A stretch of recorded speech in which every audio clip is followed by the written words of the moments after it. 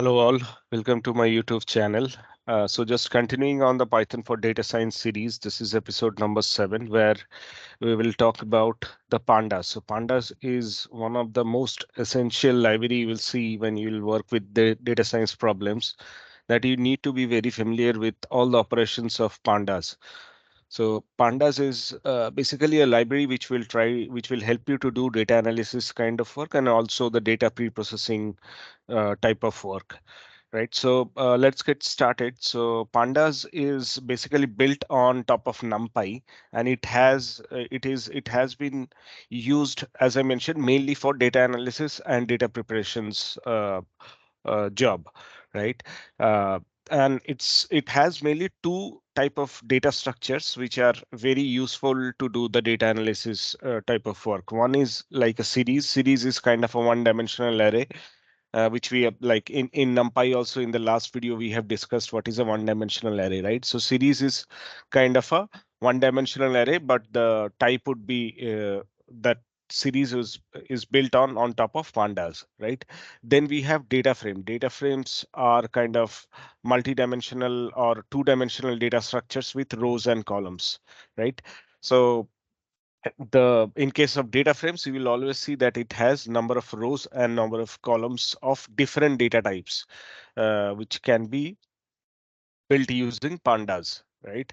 So yeah, let's import the pandas library first. So as I mentioned, like pandas is built on top of numpy, so generally we import both of this as together, like pandas and numpy. So with convention, we use like we import the pandas as PD, and we import NumPy as NP.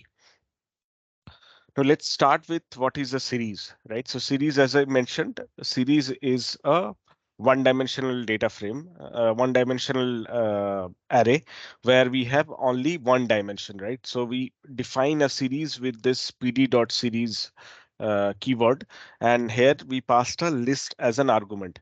Then we can also pass this optional argument, which will tell you what are the indexes of each of the element of my series, right? So if I run this, you will see like I have created a series with 3 elements, and each of those elements has a corresponding index to that, right? So this like first, second, third is kind of the index which I specifically mentioned here. So the series will be created with this 3 indexes, right?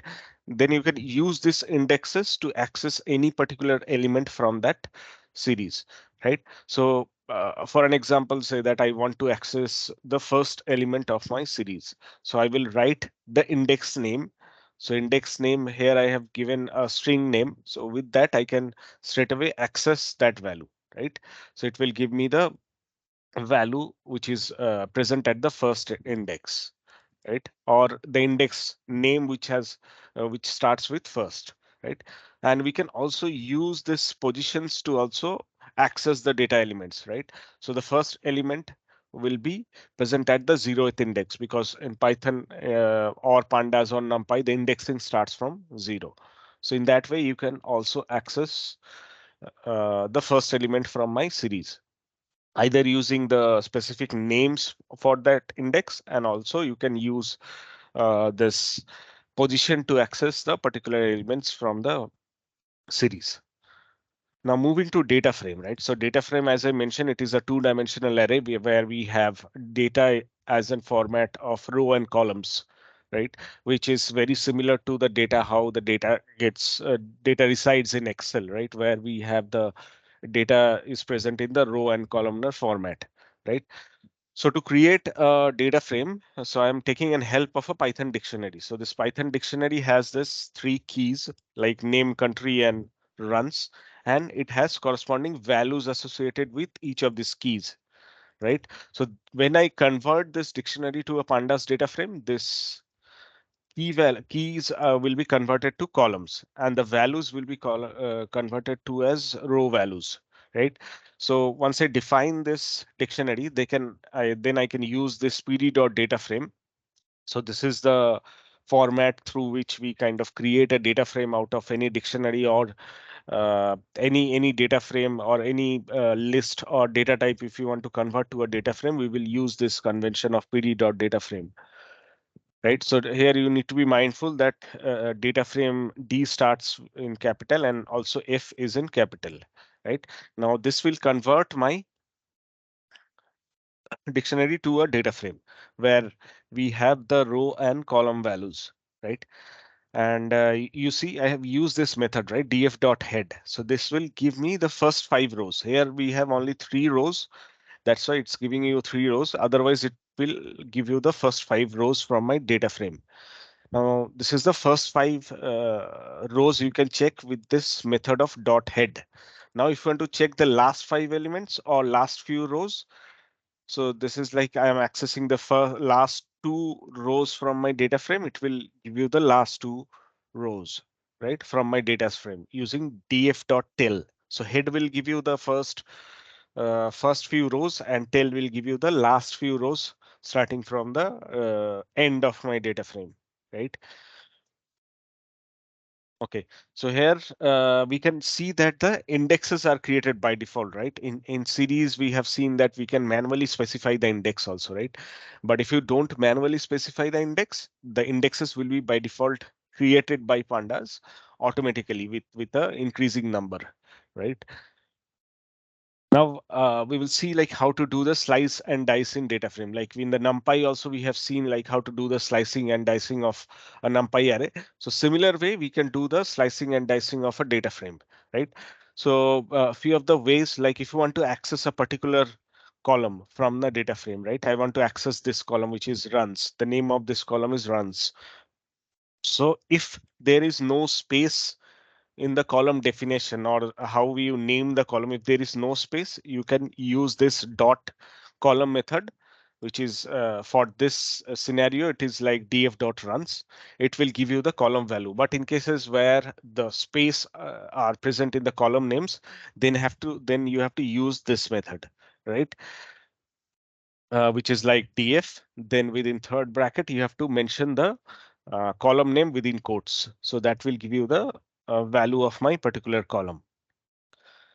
Now, there are a few other ways also where you can use for other methods also. With the help of that, you can do the slicing and dicing. So iloc is a method where you will do a integer location based indexing or selection by position, right? So here the nomenclature is very similar to what we did in case of NumPy also. So I will write df.iloc, the row selection criteria and the column selection criteria, right? So here you need to be mindful that this row selection and column selection criteria, here you need to give integer values, right? Because this is iloc, right? So iloc means integer based indexing or integer based location indexing, right?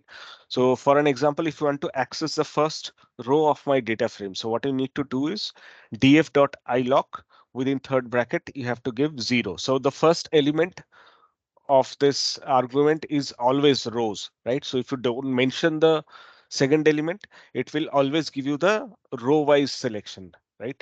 So iloc 0 will give you the first row of the data frame. Then if you want to access the last row of your data frame, right? So what you will do is you will use -1, right? So this we have also seen in case of list, that to access the elements from the back end of the list, we can use -1. So similarly, you can use -1 here to access the last row of my data frame.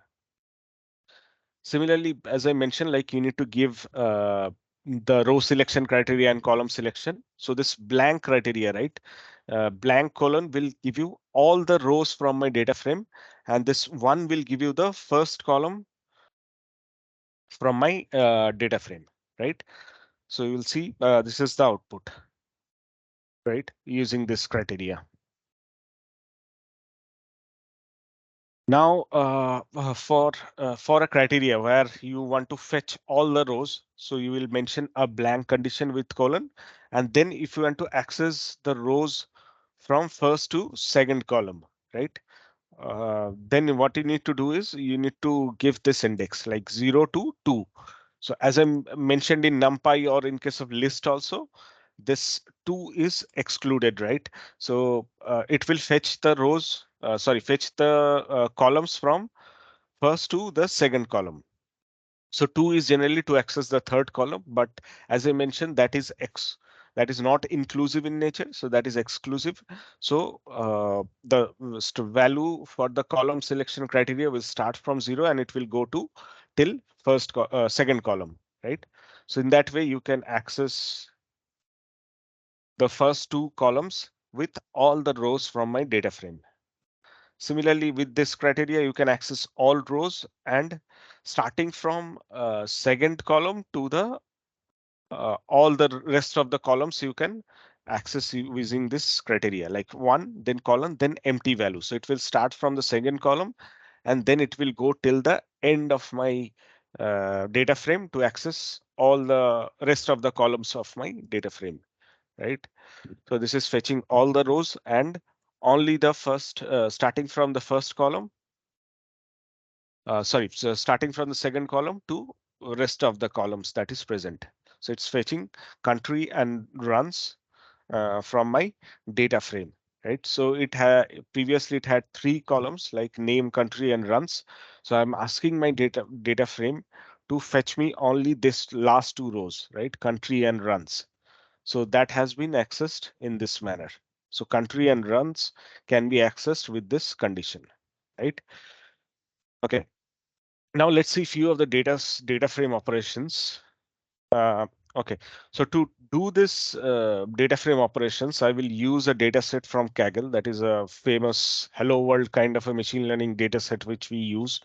So that comes from this Titanic data set, the train.csv. I will mention this link in the video description and also the code that is being used in this notebook. I will also mention that in the video description. So at first, what I will do is I will read this train.csv using pandas. So pandas.readcsv will help you to read a CSV file from the current working directory. So if I go to my directory, you will see that my train.csv is present inside my current working directory, right?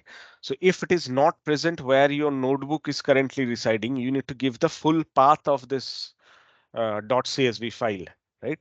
As this train.csv is present in the node in the same directory where my notebook is present, so I can straight away mention the name of my CSV file, right? So this you need to be aware of, like how to access a CSV file. If it is present in the same directory where the notebook residing, then straight away you can mention that name. Otherwise, if it is present in a different folder or different directory, you need to give the full path of that CSV file. Okay. Now, few of the basic methods which you need to be aware of. So first, once you read the data frame, you may want to check what is the number of rows and columns, right? So dot shape will give you that value. So the first one is the number of rows and second is number of columns, right? Now, if you want to check the column names, right? So you can access this column names using this df.columns and you can get the list of column names. Now to check the data type of my columns, right? Uh, so once you read the data frame, these are the very basic checks which we generally do. Like we check what is the shape of my data frame, then what are the columns that are present, then what are the data types I am dealing with, right? You need to be aware of what are the data types you are dealing with if you want to do any kind of data manipulation task, right? Now, once I check that, then I can do other checks, right? I the one of the other check is I want to check if there are any null or missing value that is present in my existing columns or not. So I can see like age is one of the column where values are missing, right? And cabin and embarked is other two columns where there are missing values, right? So we can see like the only this three column has missing values. So other columns does not contain any missing values. So once you will start working with machine learning algorithms, you will see that machine learning algorithms does not understand the missing values or the null values. It can only understand where the values are populated, right? And that values has to be a numerical format. So what we generally do is we try to fill this missing values with some kind of techniques. So one of the technique for uh, integer columns or numerical columns. So if you see, age is a float 64 column, right, which is a numeric column. So what we generally do is we either use mean value of the age, or we can use a median value of the age, right? So what I am doing is I am accessing that column at first using this df, and within third bracket, within quotes, age. So I'm accessing that column. Then I am asking Pandas to do the fill NA. Fill NA is meaning you will replace those values with the mean value of my age column, right? So this np.mean will give you the mean value of your age column, and you want to replace the missing values with this average values of age. And I am doing this operation in place. So that means that I'm changing the values with a single line. I'm not returning a data frame after doing this operation. I'm doing the replacement in place. So if you don't do this in place equals to true, what you need to do is you need to assign that to a data frame. So this will return a new data frame where you need to catch that, and you need to assign the value in this way, which I am showing here currently. So this is the way. If you want to, if you don't use in place equals to true, it will return a data frame, and you need to catch that value in the particular column, right? So once I do this operation, like I am replacing the missing values with the average value of my age, then I can check there are, if there is any null values that are being present currently or not. So after replacing the missing values, I can see my age column does not have any missing values, right? Okay, to now check for a particular column, what are the unique values a column currently has, right? So this value counts will tell you what are the unique values that are present inside that column and what are the count of those unique values, right? Now this tells you the count. So count at some of the cases you may want to check what is the percentage of each of these unique values, right? So the way to do it, you will mention normalize equals to true. So that will give you the percentage distribution of each of the unique values, right? So like embarked equals to S is present 72% of the time. The embarked equals to C is present 19%, close to 19% of the time, and Q is present around 8% of the time in this whole data frame, right? Okay, now let's see how to do the Boolean indexing, right? So Boolean indexing means you want to filter your data frame with certain criterias, right? So that criteria can have one condition, or also it can have multiple conditions, right? And multiple conditions can also be of a nature of or, with a or condition or a and condition, right? So how to define these conditions are like you can use this line to mention a or condition, and this sign, this and sign, to mention a and condition, right? And these are the other conditions where you want to check a not condition or a equal to criteria, right? So this you can try it out these things.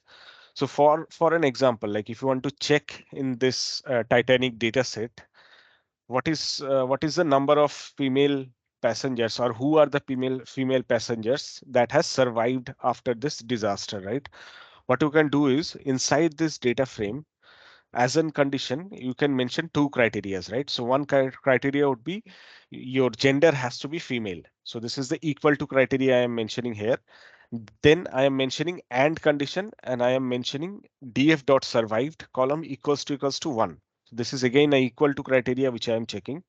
So the survived equals to 1 means that it will fetch the records where the survived value equals to 1 only. So that means the passengers who has survived, right?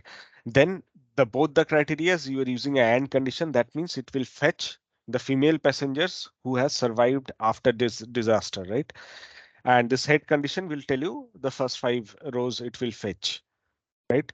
So I hope this is clear. Like with this condition, I am checking, I'm asking my data frame to fetch only the passengers who are female. Then I am adding a and condition, and I'm telling, give me the passengers who are female and who has survived this tragedy. right? So with that, I can access this data frame. So I can also check the shape of this data frame.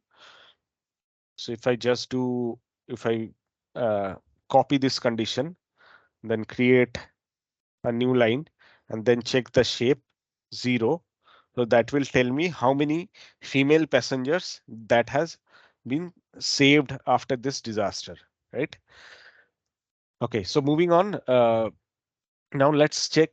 We will select the rows with female passengers or the passengers who has a P class as 1, right? So it's a or condition, right? So I will mention this line condition and I will fetch the record. So female is one of the criteria and df dot class equals to 1 is another criteria. And I'm asking pandas to make it a or condition, right? So in that way, you can fetch this record. So another very important thing that if you are mentioning multiple criterias to fetch the records, right? So each of these criterias has to be enclosed within first brackets or within parentheses, right? If you don't mention this, Panda will throw certain errors if you try to do it. Now let's check the number of male survivors, right? Now first I will select my total number of male survivors, right? So the first criteria is gender equals to male. Then I am putting an and condition and checking what are the survived equals to 1. So this is the criteria through which you will get to select what are my total number of male passengers who has survived, right? So if I just check a length of this, so I'm just breaking down this whole function so that you can easily understand that. So this is the number of male passengers who has survived, right? Now, if I divide this with the total length of my data frame, right? So total length of my data frame, I can access using this lengdf. So these are the number of male passengers who has survived, and these are the total number of passengers that are present. Now, if I divide this, then multiply with 100, it will tell you the percentage of male survivors, right? So I hope this is making sense to you. So if you break down these operations, first you calculate what are the number of total male passengers that has survived. Then you divide that with the total length of my data frame or the total number of passengers in my data frame. So similarly, you can calculate the number of female passengers who has survived, right? So you can see the number of male passengers are 12% and number of female passengers are around 26%. So you can see from this trend that it there is always when there is a disaster, it always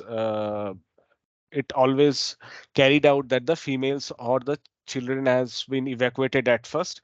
Then in the end, the male survivors will get a chance to come out from the disaster. So this percentage also gives you that insight, right? Okay, now moving on, you can check if there are any duplicate records that are present in my data frame or not using this dot duplicated method. So for this column, right, df dot passenger ID, at first I access that passenger ID column, then using dot duplicated method, I will fetch all the number of records which are duplicated in this record. Then I am doing a sum to get the total number of duplicate records. Right here we can see that there are no duplicate records that are present for this data set. Okay. Now you can also do group by. So this group by is very similar to the group by which you do in case of SQL also. So here the group by operations which I am doing is to check average age of passengers grouped by gender and survival status, right? So what I am doing is I am calling this df.groupby method, and within this by condition, I am mentioning the column names on which I am doing the group by.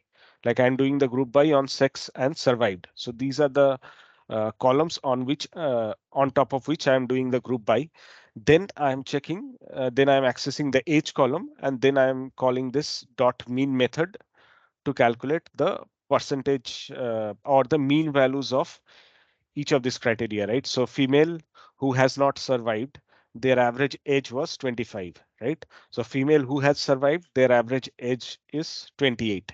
So in case of male, the passenger who has not survived after this disaster, their average age is around 31, right? Similarly, for the male passengers who has survived after this disaster, there are around 27. This is the age for those male survived passenger. Average age is around 27, right? So this type of insight you can bring out of this data frame, which is like a Titanic data set. And after doing like group by or doing certain Boolean indexing criteria, you can fetch meaningful informations from the data frame, right? So I hope this gives you a very basic idea and working idea to start with the pandas for data frame.